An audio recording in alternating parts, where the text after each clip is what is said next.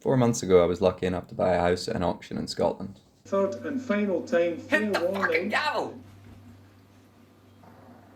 So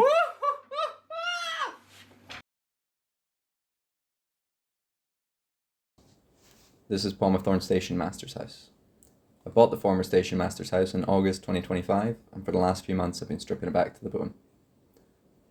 I've got months of footage, I've uncovered a lot of problems, done a lot of work, stripped a lot back, and I realised that I should be documenting it and sharing it all properly, from the beginning. This house was built to be part of the Pomathorn railway station here in Scotland. So the station opened in around 1850 and the house was built in around 1890. Then the station closed in around 1950 and the station master's house is the only thing left standing from that time. It's a solid stone building. It's been altered, patched, repaired pretty badly over the years, and it is covered in cement render, which is really bad for the stone buildings. I remember the feeling when we worked inside, just that anticipation of what was coming and the excitement that this is our house. But yeah, what hit us first was that damp and mould smell, just like a wall. On the right hand side, on the wall there, that's not actually textured wallpaper, that's black mould growing on the wall, and then you can see it on the door there as well. What was really eerie was how dark the property was, albeit it had giant windows and south facing, quite a lot of light coming in. That light didn't really reach into the rooms that much. To overcome the sort of darkness and lack of light spreading through the building, the previous tenants had put mirrors everywhere, which was really trippy as we were trying to get our bearings walking around the house. Because the conservatory is so cold, they put a big glass double pane window in between to kind of block off the living room and the conservatory. And then this is the largest bedroom downstairs. It did have big fitted wardrobes and a nice framed bed unit, but it was in a little bit less than desirable condition, shall we say. And then stepping out into the conservatory, you could feel the warmth hit you, as it is south facing and mainly glass. It warms up very quick. And then into the nice little tight staircase. We got to close the conservatory door to get around it. Looking back at the film, it's like I forgot how much carpet there was everywhere and just how thick and plush it all was. I remember when we started to take the carpet out and kind of roll it up and carry it downstairs, how heavy it was just because of how sodden it was. It was just so damp and so wet. As you can see, all the paper around the attic windows has just started falling off itself, and the doors and architrave and framing around the doors are covered in mold, just kind of like everything else in the house.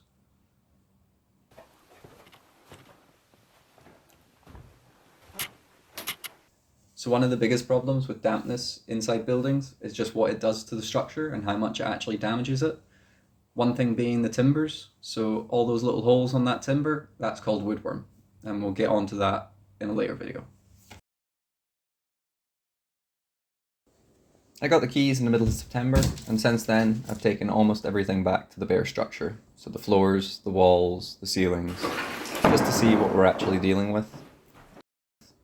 Some of it was planned, but quite a lot of it wasn't.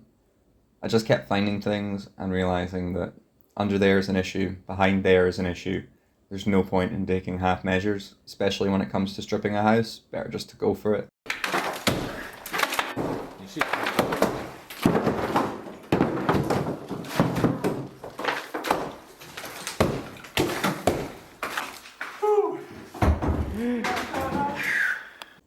I've made mistakes and I've learned quite quickly. I've also understood that old buildings like this, like a solid stone construction, do not behave like normal buildings like you would see these days. So I've decided to film everything and publish it all on YouTube for a couple of reasons. One is just that so much is happening here at once and I'm learning so much and doing so much that it's nice just to track it all and see how much I've learned and see how far things are coming on. And the other reason for starting the channel is just to bring out some good quality, honest renovation content, show you the mistakes, show you how I'm doing things, show you how I'm learning it, and hopefully we can all be entertained and informed together. So my plan for the channel is to start bringing out weekly videos which will be more of a vlog style as to what's happened, what's gone on, the changes that have happened that week, why I'm making the decisions I'm making, potentially how much money I'm having to spend making the decisions I'm making. And then there'll also be specific job related videos, for example, how to strip back a wall and deal with a damp issue, how to insert an airing brick, how to clean back and install an old stove. I'm not a builder, I don't actually have a trade. I'm very much learning as I go and happy to make mistakes and learn from them. So yeah, if you're into that and you're into renovating old buildings, or you're just interested to see how places get put back together, whatever it is. I've got a lot of footage to go through and a lot of videos I would like to put together to bring to the channel. It might take a little while for me to catch up and kind of hit the ground running while I learn how to edit and put the footage together. But yeah, from here on out, I'll be documenting everything properly and bringing out as many videos for you guys as possible. If you want to follow the renovation, feel free to hit subscribe. We've got the sheepies, and then I'll be in here every day making me dinner, and we're gonna have so much garden to do. Oh my god, we're gonna have such a good life, Pai Pai. I'm gonna make sure of it.